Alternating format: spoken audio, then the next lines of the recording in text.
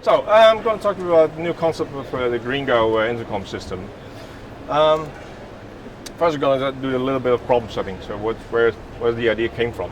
At the moment, with your current intercom system, you have either your Python line, you have your problems with your humming and your ear set. Flexibility is very low. You just have one cable and everybody's on that, and yeah, you have to get around and say, hey, if the sound engineers are talking, that's probably important, so the lighting guys should shut up, and so on. Digital matrix, very nice solution for that. You can separate talks, but you have an expensive central matrix to cope with. And both systems have a complete separate wiring running in your system. So our goal is to first go to fully digital, because you can do much more than just regular analog. Get rid of the expensive matrix and all the hassle with that. Use all your cabling that you're already using. So Ethernet, more and more theaters are having a fixed Ethernet installation there. Rock and roll shows have a huge Ethernet backbone lying there for either lighting or video or anything like that. And well, as we are years ago also have a huge working in broadcast audio, well, we can use that information as well, because there's also a lot of work in routing and communication. That's very important.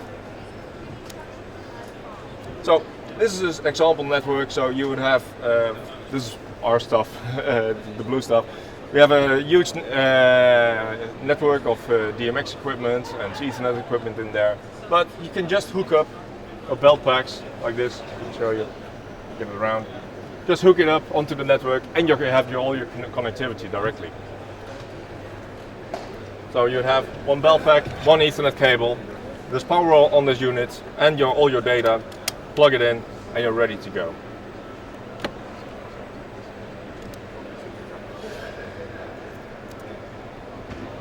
What else can you do? Well, as you are fully digital, we can also not just talk in parts line ways, but also do direct grouping. So I can talk directly to one follow spot who's misbehaving, or directly to a stage manager backstage, or anything else. Just you can go anywhere. And if I'm talking to somebody, he doesn't have to look at the belt pack. Just press one button always, and he talks back. So he can still be focused on his job. Remote control. Well, as we are doing digital, we can do also commands next to your audio. So I can do remote muting and remote switching on of microphones. We can do the call functions as well as previously, but we can do more than that. And another feature is, as we're going digital, it's easy to encrypt your data. So you can only go into the system if you're allowed to. And even have user settings that are PIN code protected.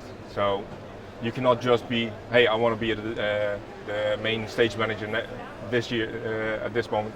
You have to have that PIN code, otherwise you're not allowed to be that person. Another nice feature is we can have multiple program audio inputs anywhere, and everybody can make his own mix, see what he wants to have as his ear warmer on there. Programming software is just on a Mac or a PC, but a PC and a Mac does not have to be there during the system.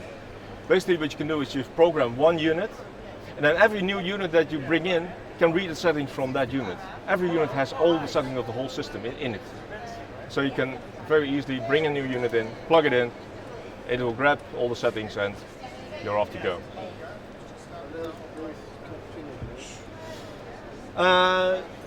And as we have this nice digital line and to every user, well, you can also then add your queuing system to that.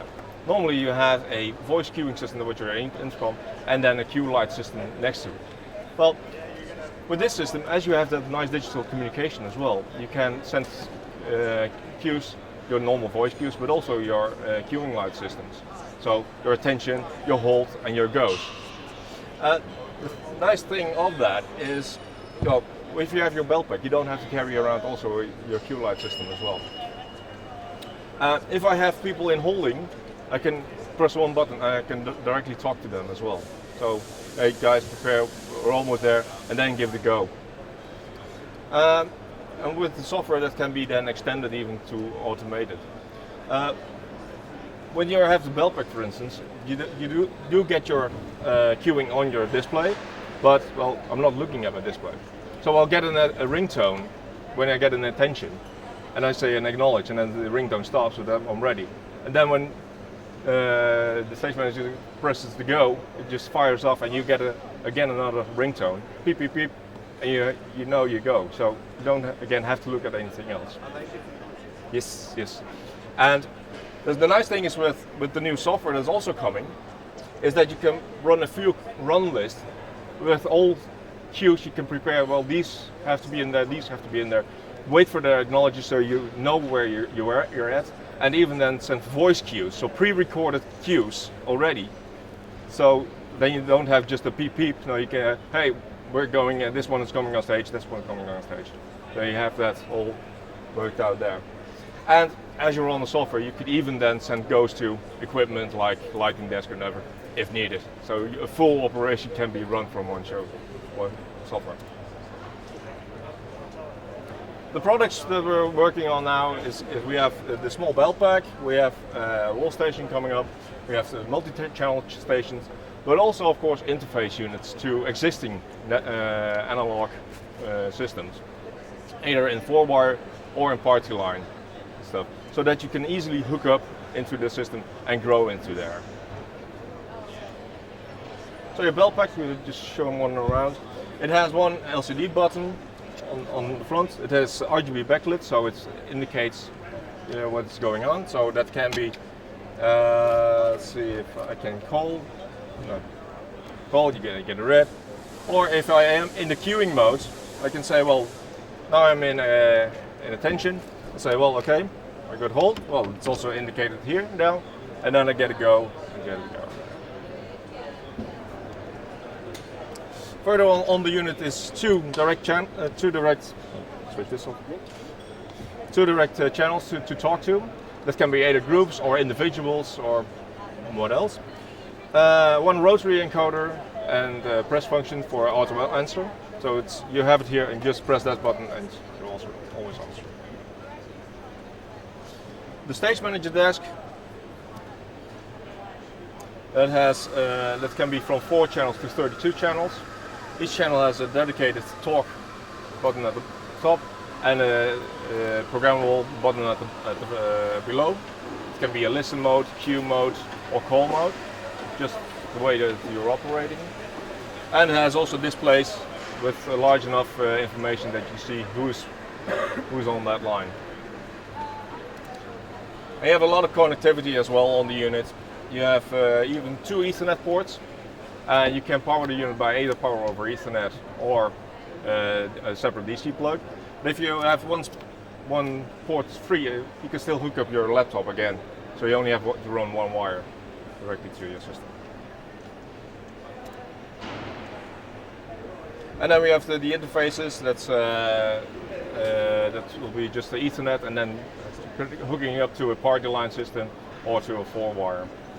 The scalability of the system is that instead of having one central matrix that is limited to say 32 by 32, every unit that you add is another user. We set the limit on the number of groups to 250, but that's just a limit. That's already a huge system. But we have unlimited users on there, so we can grow into anywhere. So if you need to expand your system, that's why you get one unit and you're larger, and it scales like that. Also, the network consumption is very low because only the people talking are using network bandwidth. So, for instance, if 10 people are talking at one time during a show, that's already a lot of people. That's just using under 4% of your bandwidth. So you have a huge amount still left for all your lighting controls and so on.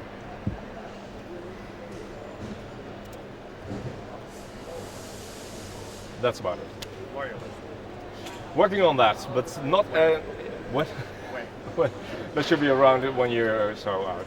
And it's not going to be a Wi-Fi based system, but you will have one separate base station that's hooking up to the network that has a fixed link to one belt pack. And we're not going for the 200 wireless systems because there are a huge amount of problems and you need a huge amount of investments on that to cope with something like that. How do you predict what your network bandwidth is going to be for the system? That's the amount of people that are talking. That's I need to reserve as part of the project. Yeah, well, so I'm going to use X amount. So I just need to roughly know. Yeah, well, you can put a limit on that, and then have priorities on users. So if you're getting to that limit, the lower priority users are not allowed to speak anymore. But if you've got, I don't know, typical size comms, 40 packs. Yeah, but how many people are really talking at that? Well, yeah, but what would be... If it's 10%, if 10 people of the 40 are talking, you're at 4% of your network. How much bandwidth is that? In 4% of 100 megabit, so it's 4 megabit. So even if it's 40, you're only talking about 40 megabits. Yeah. So we're talking No, it's the 16 megabits. 16. Okay, fine. But that's really that they're all talking at well, then you can't work anymore. When you say talking, do you mean that the belt pack is in speak mode? No, you're talking because there's a gate function as well in there. Okay. And because otherwise, that also keeps everything silent as well. So if I'm on tour, then obviously you have a certain. This is obviously a much more expert system than if I'll plug it in, give it to any idiot and anyone can use it. Well, look, try to keep it a trained user at the heart of it, so fine, the IT or whatever, looking after it. But if you're then getting local follow spot operators who are used to getting some sort of generic, regular system, what is there in the system that could possibly go wrong with somebody who has no clue, that you don't have time to read in a different language, just listen to the audio? What they have talk buttons, and if they would accidentally, well, you can program that you're not allowed to talk on there. No, the reason but comms is so they can talk yeah, when they need to. but if they would leave their microphone on, then from a remote channel, remote desk, you can disable that again.